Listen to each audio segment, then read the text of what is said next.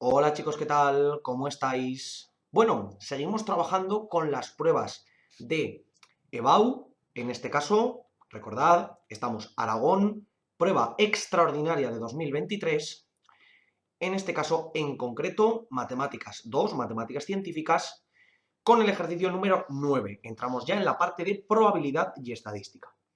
Entonces, en el ejercicio 9 nos dicen lo siguiente.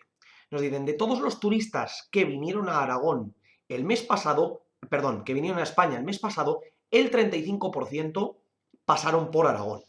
Entonces ya podemos sacar un dato. Podemos decir que el 35% sí que estuvieron en Aragón y el restante, que es el 65%, no estuvieron en Aragón. ¿Vale? Entonces, la primera pregunta, que es de razonamiento, nos dicen, sin aplicar la calculadora, suponiendo que cogemos 7 turistas de manera aleatoria, es decir, yo cojo 7 turistas y me dicen, ¿qué es más probable? ¿Que 2 estuvieran en Aragón o que 5 estuvieran en Aragón? ¿Vale? Esta es la probabilidad que nos dan. ¿Vale? Entonces, ¿qué es lo que ocurre? Nos dicen aquí que no apliquemos la calculadora. ¿Vale? Vamos a intentar razonar este problema. Hemos visto que más o menos, de manera aproximada, una tercera parte de los turistas que vinieron a España pasaron por Aragón. Consecuentemente, 2/3 no pasaron por Aragón, ¿vale? Que es ese porcentaje que tenemos aquí de manera aproximada. ¿Qué es lo que ocurre? Que entonces, más o menos, de cada 3 personas que vengan a España, una pasará por Aragón y 2 no pasarán por Aragón, ¿vale? Es decir, que de media vamos a tener más personas que no pasen por Aragón que las que sí. Entonces, si nosotros cogemos 7 turistas, lo que no tendría sentido sería decir que, por ejemplo, 4 pasaran por Aragón y 3 no. Es verdad que, como siempre, en la estadística podemos tener una posibilidad de que cojamos un grupo muy concreto y en efecto eso se cumpla, pero por eso hablamos de términos generales. Entonces, de los 7 turistas, lo más lógico es que menos de la mitad pasen por Aragón. ¿Por qué? Porque debería pasar una tercera parte. Podríamos calcularlo exactamente, ese 35% de 7 personas, ¿vale? Pero lo primero nos dicen que no utilicemos calculadora y lo segundo, además, si calculo el 35% de 7 personas, me va a dar un número que no es entero. Por tanto, no puede ser que pasen 2,5 turistas, ¿vale? Entonces, lógicamente, tendrán que pasar menos de la mitad de las personas por Aragón. Y en este caso, ¿qué es lo que tenemos? Pues de 7 menos de la mitad, 7 la mitad está en 3,5, por tanto tendría que estar por debajo de 3,5. Entonces lo lógico es que solamente hayan pasado 2 personas. O mejor dicho, es mucho más probable que solo pasen 2 personas que pasen 5, si cogemos 7, ¿vale?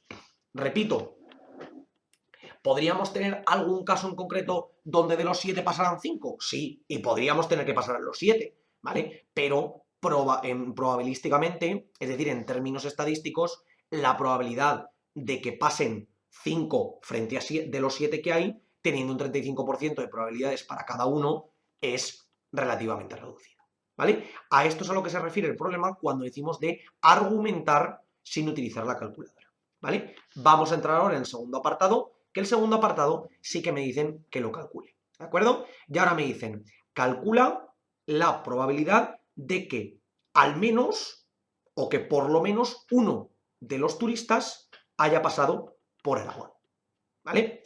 ¿Qué es lo que ocurre? Que en este caso, si yo tengo que calcular todos los posibles sucesos de que uno o más de uno pasen por Aragón, me puedo volver loco, ¿vale? ¿Por qué? Porque podría pasar el primero y todos los demás no, el segundo y todos los demás no, el tercero y todos los demás no, así hasta el séptimo.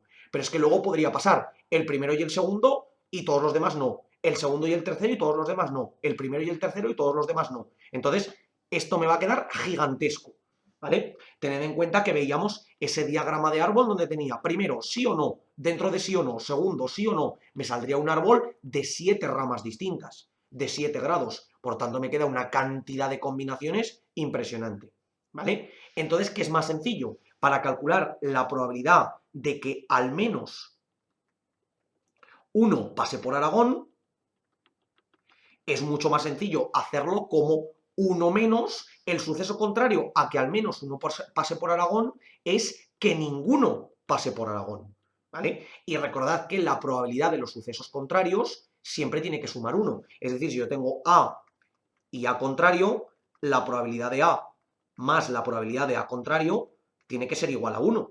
Por lo tanto, la probabilidad de A será 1 menos la probabilidad de A contrario, ¿vale? Entonces, ¿qué ocurre? Si yo quiero calcular la probabilidad de que al menos 1 pase por Aragón, tendré que hacer 1 menos la probabilidad de que ninguno pase por Aragón, ¿vale? ¿Por qué? Porque de esta manera consigo calcular directamente cuántos van a pasar por Aragón, es decir, cuál es la probabilidad de que al menos uno pase por Aragón, porque yo solo tengo una posibilidad de que ninguno pase por Aragón, que es precisamente que ni el primero, ni el segundo, ni el tercero, ni el cuarto, ni el quinto, ni el sexto, ni el séptimo pasen por Aragón.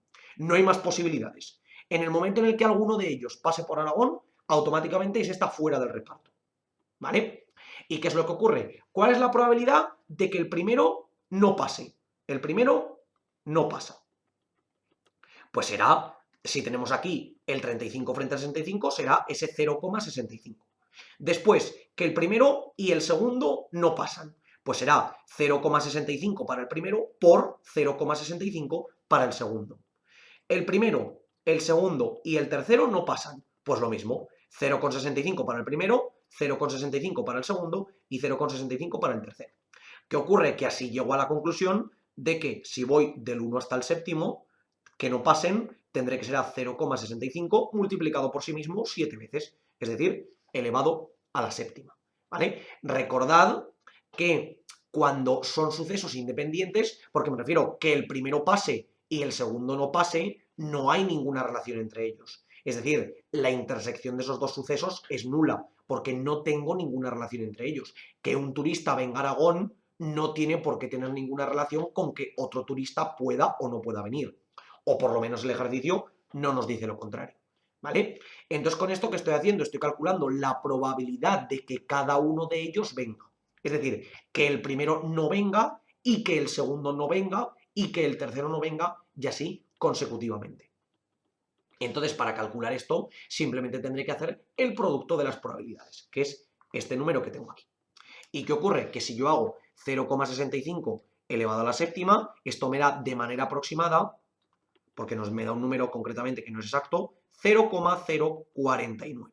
¿De acuerdo? Por tanto, 1 menos ese 0,049, porque la probabilidad de que ninguno pase es este 0,65 elevado a 7, ¿vale?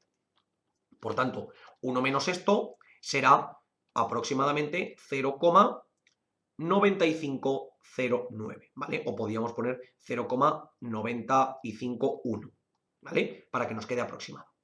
Entonces, si aquí sustituyo me quedará 1 menos ese 0,049, que será ese 0,951, que si lo ponemos en porcentaje sería el 95,1%.